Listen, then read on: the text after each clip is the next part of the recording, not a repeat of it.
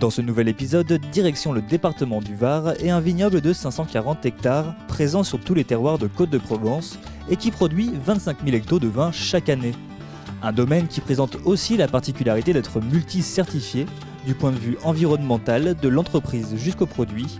Mais quelle est la place du biocontrôle dans ces différents cahiers des charges ?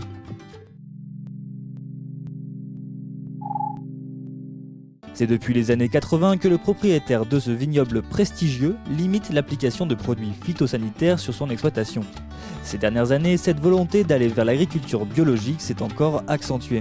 Il nous paraissait intéressant de pousser sur la partie agriculture biologique en convertissant deux domaines qui étaient en agriculture biologique vers la biodynamie, de telle sorte qu'aujourd'hui nous avons 3 certifications produits qui sont TerraVitis, l'agriculture biologique et la biodynamie, certifiées par Déméter.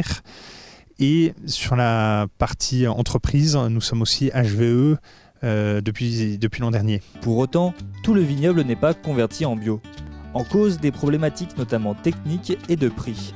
Sur la partie technique, le cuivre reste omniprésent et la quantité utilisée peut parfois causer des dégâts organoleptiques ainsi qu'un impact sur la vie des sols. Enfin, la plupart des opérateurs ne valorisent plus les vins biologiques au prix réel du coût de production.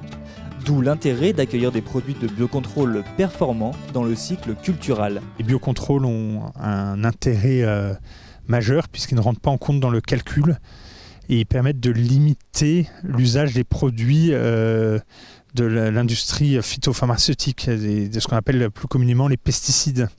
Donc on limite l'usage des pesticides par l'arrivée des biocontrôles.